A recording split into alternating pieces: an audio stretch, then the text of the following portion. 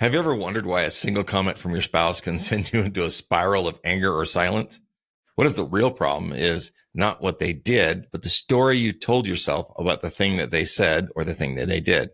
If you're thinking, nah, I'm not telling myself any stories, this is just how I feel, then we would love for you to keep an open mind and stick with us to learn how our stories impact our emotions and how to rewrite those stories to give you more clarity during high stakes conversations. Coming up next on Master Your Marriage.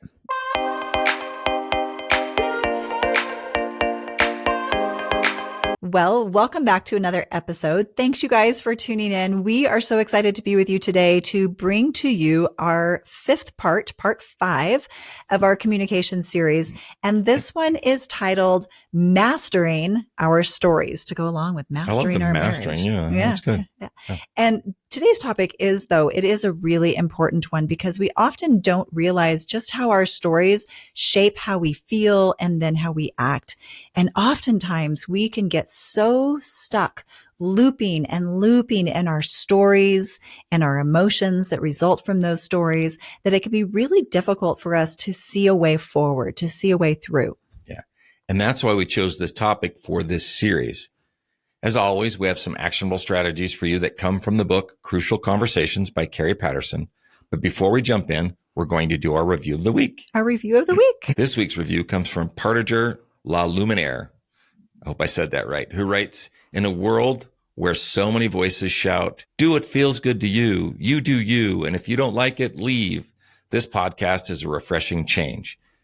Taking the tack that you can improve brokenness, you can have a beautiful relationship with your spouse while you grow in emotional intelligence at the same time. It's a shot of hope. As a marriage veteran of 34 years, it has helped me to see where I have broken, outdated, or self-destructive belief systems about how I communicate and relate to my spouse and others as well.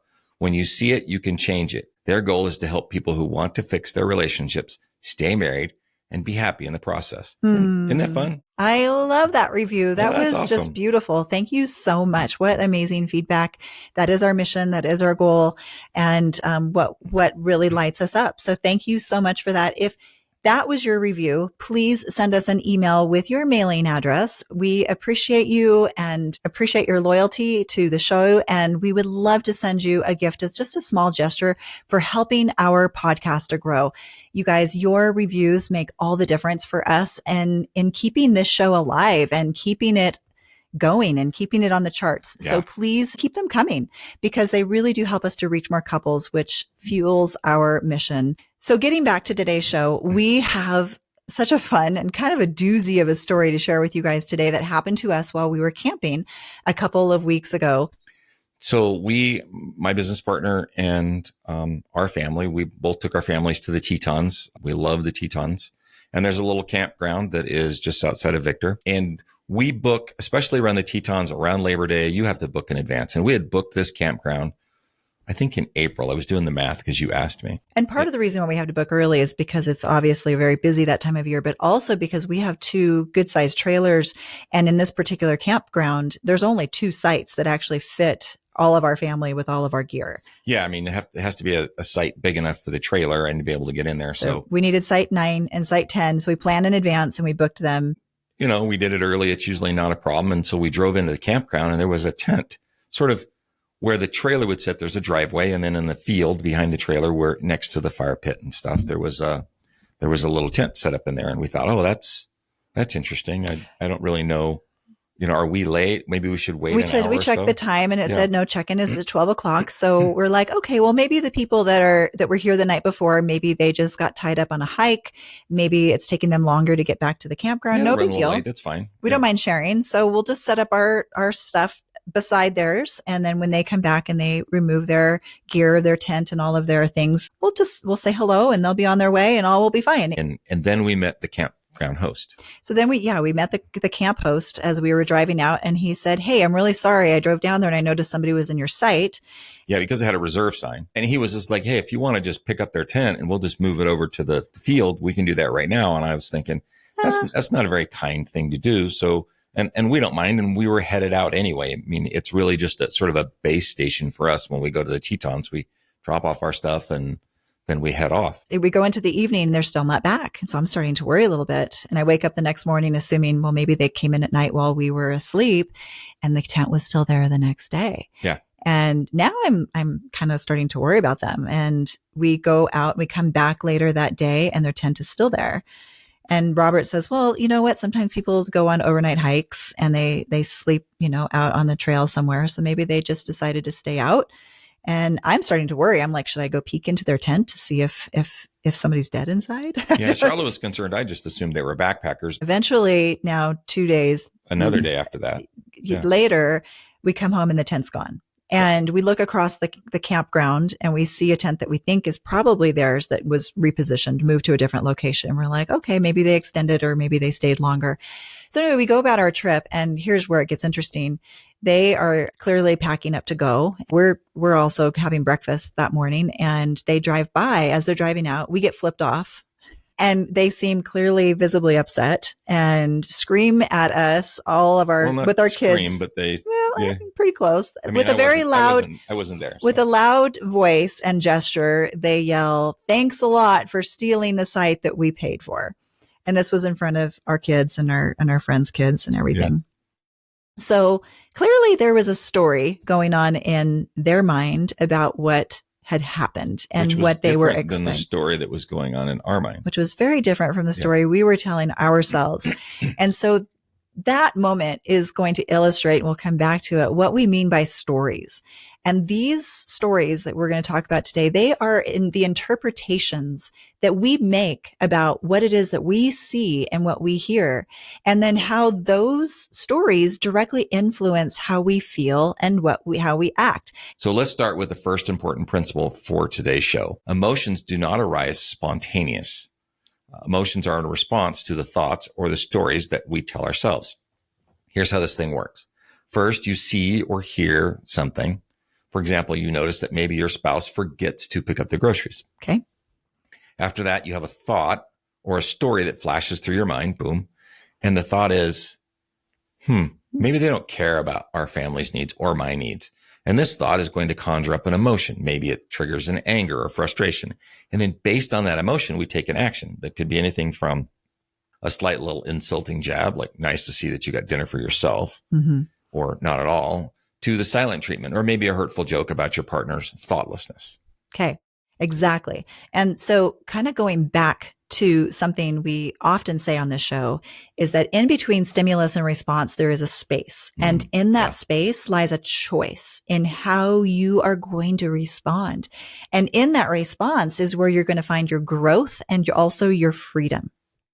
So I want you to think about that as we talk more about these concepts today, because once those emotions arise, we really do face a choice, and we can either act on those emotions intentionally and consciously, or we can be acted upon by those emotions in whatever way the wind blows, in whatever way we are automatically compelled to react to those triggers. And sometimes when we're acted upon, we can become very big, very loud, very aggressive. We can become very critical or demanding. Other times when we are acted upon, we can withdraw, we can become silent or numb. But both responses, in whichever way you are automatically triggered, they both stem from the stories that we tell. And I want to make the point again. There's this unconscious process that drives this whole cycle. And this unconscious process has 4 steps. So number 1, we observe something such as a tone of voice or maybe someone's action. Number 2, we tell ourselves a story and then make a judgment about whether or not this action is good or bad. Number 3, that story generates an emotion. We get usually a negative emotion that comes with the story when we're making a judgment. Judgment usually ends with a negative emotion. And then 4th, we act. So we just get fired up really fast. And then we take action, usually without thinking. Some of you might be thinking, now that's not how it works for me. Like, I feel something first, then I tell a story. But consider this. Do you always become angry every time someone laughs at you? Why don't you think about that? Do you always shrink away when somebody raises their voice? Always? No, not always. Because it depends on the story that you tell yourself. If you think they're yelling because they're upset with me, then maybe you feel small. But if you say they're yelling because they're excited, like you're going to cheer with them. The story had to come before the emotion. Yeah, exactly. The story had to come first because otherwise you would feel something every single time that action were to happen. We have to give it meaning. And the reason why this is empowering is because it means that we can interrupt that loop. We can change our emotions by changing what? Our stories. And that is going to lead us to obviously different outcomes. So then in order to break this automatic cycle, this loop that we're in, we have to learn to tell different stories, more truthful stories. And I say truthful because think about it. Who do our stories usually favor? Oh, my stories always favor me. They always favor generally ourselves. Right. They almost always make us look better, and it usually makes our spouse look worse. I don't have too many stories that make me look worse. No, I don't either. Yeah. So are you getting it? What was the emotion that you remember feeling in the last time you maybe didn't act in a way that you were proud of? What was the emotion that you remember? And then what was the story that flashed through your mind right before that emotion? To avoid being controlled by these automatic reactions, we must challenge the illusion that our emotions and our response is the only valid answer to the situation. What if there was another way to feel based on a different story? What if in the story that I'm telling myself, maybe I don't have the whole story? So there's a book that you guys can reference that talks about this. The book is called Crucial Conversations. Yep. And in the book, Crucial Conversations, it talks about stories. And the author identifies 3 common stories that we tell ourselves that really keep us stuck. They call it clever stories because these stories that we tell are designed to protect us, but they generally distort reality. So let's look at what these 3 are. The first one is the victim story. Oh, yeah. Now, the victim story that we like to tell is where we minimize our own contributions, our role in that problem. And it might be done by thinking something like, I have done nothing wrong. I am totally innocent here. I've done nothing wrong. It's all Robert's fault. And I am just a victim. It's always all Robert's fault. And maybe the language would sound a little bit different, but we tell some version of a victim story. Yeah. And my next favorite one from this book is the villain story. This is where we exaggerate our partner's faults, casting them as the one solely in the wrong, selfish, lazy, maybe inconsiderate. Right. And then the third story that we like to tell is the helpless story. And this is where we convince ourselves, you know what? It's hopeless. It's helpless. I can't do anything. There's nothing we can do here. We're just stuck. And that's the way it is. Yep. And we will typically pair all 3 of these clever stories together, sometimes in one breath. And it can sound something like, I can't believe Robert would do this to me after all that I do for him, that inconsiderate pig. There it is. All he ever thinks about is himself. No matter how hard I try, nothing ever seems to change. And there's obviously nothing that's ever going to change here. And why bother? Did you get that? The victim, the villain, and the helpless. And the helpless. All together. So why do we tell ourselves these stories? Well, sometimes they reflect reality and our judgments are accurate, but more often they serve to excuse us from responsibility or maybe justify our own actions. For example, imagine that you're on the freeway and someone signals to merge in your lane. It's a little bit tight and you know you should let them in, but instead you speed up and close the gap. Oh, I've done that. Oh, yeah. And then your story becomes, they're a jerk trying to cut in after I've waited all this time in traffic. So this story paints you as the victim and then paints them as a villain, sort of justifying your choice. You have a story about that? Yeah, I have a story. Well, and it's more about just traffic. We've started to sort of reframe that whole relationship idea about traffic and things, where now if somebody cuts us off or makes a crazy move, we just look at them and like, oh, they have to go to the bathroom. We should let them in. You know, it's so funny. We've shared this on the show before. And one of my clients that I work with, actually, when I was working with them a couple months ago, they said, you know what we started doing? Every time someone now cuts us off on the freeway, instead of getting mad, we just say, oh, they must have to poop. Yeah, they must have to poop. Or our other one, our daughter actually used to say that. It's like, oh, that's Meg. She left Shaylin at the park at soccer. She's got to go back and get her and pick up her daughter. Yeah, she would have like a whole little story about why moms in minivans were speeding. She was like, oh, she must have left one of her kids behind. Yeah, exactly. So, yeah, it was really kind of funny. And so now it's just like, oh, they have to poop. And you know what? If you were stuck on the freeway and you had to go to the bathroom, you'd appreciate everyone giving you a little grace. Yep. Yeah. Yep. Exactly. So we talked about, we're talking about traffic, but obviously this happens in relationships as well. Oh, yeah. Yeah. For example, I might think, you know what? I should help my spouse with the dishes, but you know what? She didn't help me put the kids to bed tonight. And you know what? She can just do those dishes. I'm tired anyway. And so instead of owning that thing that I probably should have done, I justify myself. And you know what? I think to myself, you know what? They always leave the kitchen a mess. He or she, they should just handle it. Or let's say, for example, I think to myself, I should probably apologize to Robert for my harshness, for my tone. It was sharp.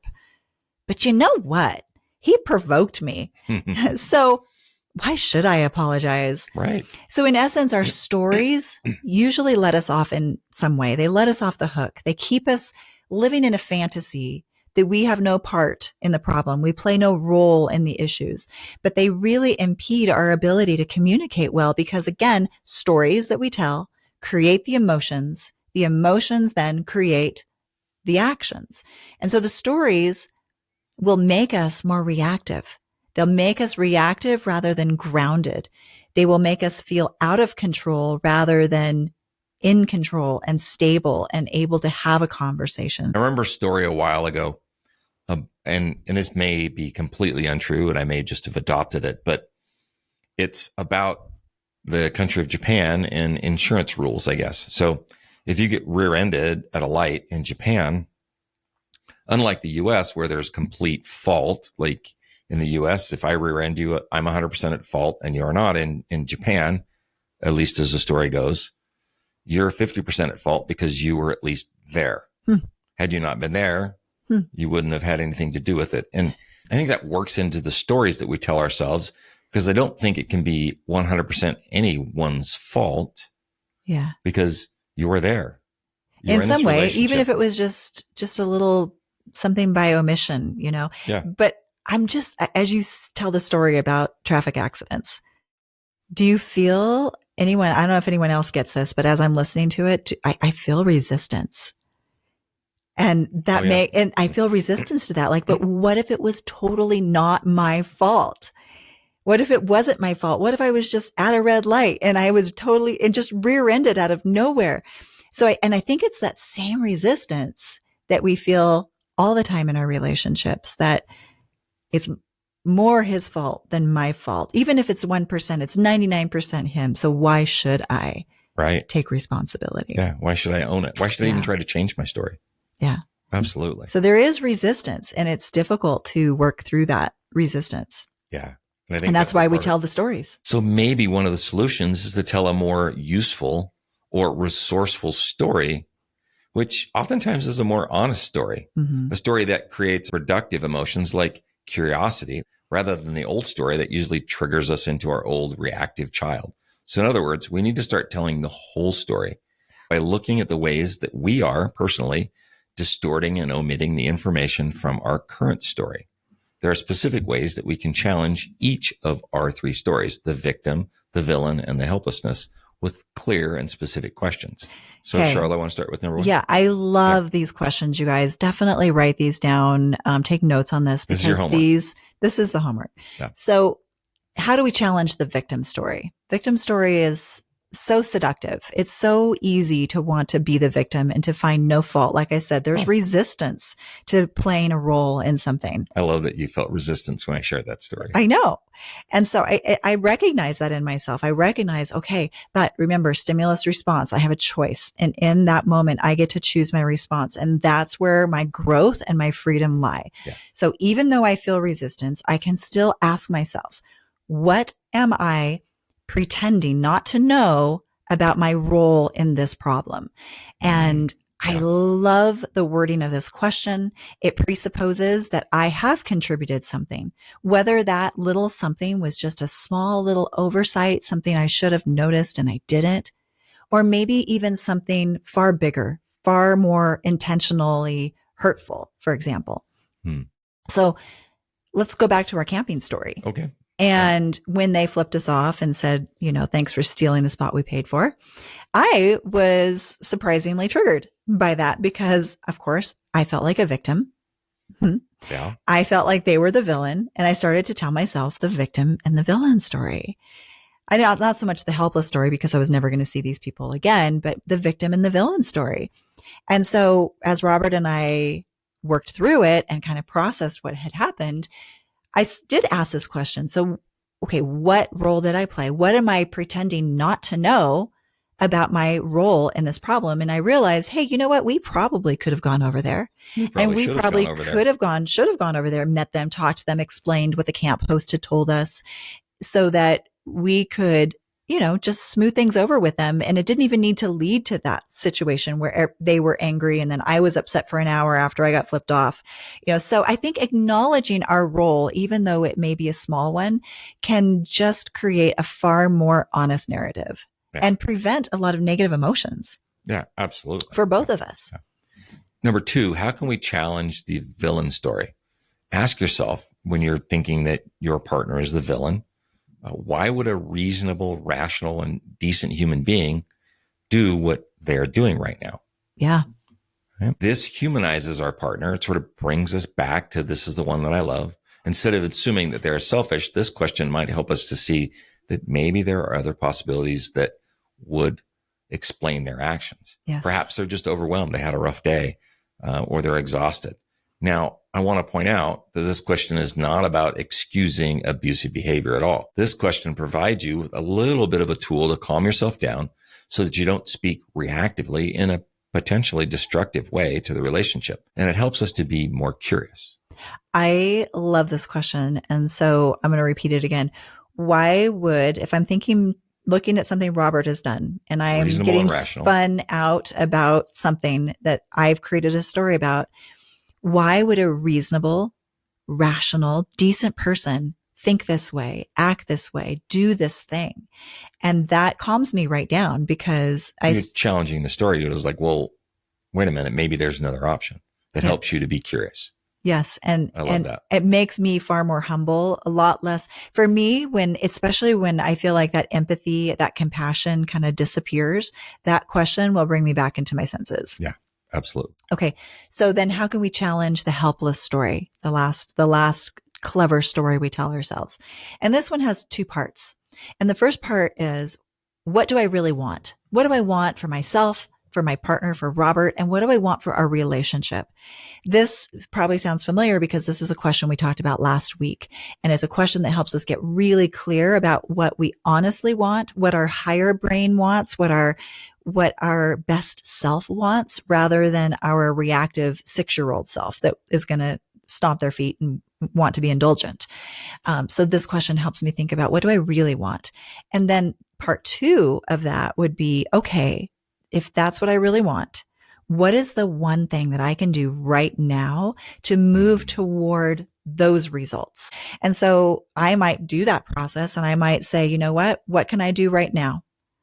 If I'm spun up and I'm telling myself a story about Robert that isn't fair, I can breathe. I can go for a walk. I can go calm myself down so that I can come back as my wise self and discuss this issue openly and honestly without getting reactive, without being aggressive, without getting big. Showing up as a grown-up. Yeah. So that might be the thing that I decide that I can do right now based on those goals that I have. Yeah. And again, these questions are not about avoiding these difficult conversations or even excusing problematic behavior. There's self-confronting tools that let in more truth and curiosity. And when we ask them, we calm our reactive mind, we engage our prefrontal cortex, and we realize that our stories are often incomplete. Our stories are often flawed and judgmental. But by questioning our thoughts, we gain clarity that allows us to approach each conversation with wisdom and with intention. Yeah. And so just to kind of bring this home, confronting our story obviously has huge benefits because remember, our stories create the emotions then lead to the behaviors. So by confronting our stories, it very well will likely prevent us from poisoning our relationships with unnecessary negative emotions. And it gives us ultimately more self-control in our response. I love that. All right. Here's your challenge for the week. The next time you feel triggered in your relationship, pause Identify the story that you're telling yourself. Are you telling yourself a victim, a villain, or a helpless story? Or maybe all three. And then try these questions. Yeah. And so just as a quick refresh, the victim story, ask, what am I pretending not to know about my role in the problem? For the villain, why would a reasonable, rational, decent person do what blank is doing in this situation? And the helpless story, ask, what do I really want for me, for my partner, and for our relationship? And okay, then what is it that I can do right now if that is what the results were that I really, truly wanted? Absolutely. As you tell a more constructive and a truthful story, notice how it shifts your perspective, how it shifts your emotion, and ultimately your action. Notice that you may feel less reactive and more in control of your responses. And please come on over and visit us on social media this week. Tell us how it goes. Share some stories. We'd love to communicate with you and even hear your insights. Be kind to each other this week. Put each other first. And remember, it's the small things done often that create the biggest impact. Until next time.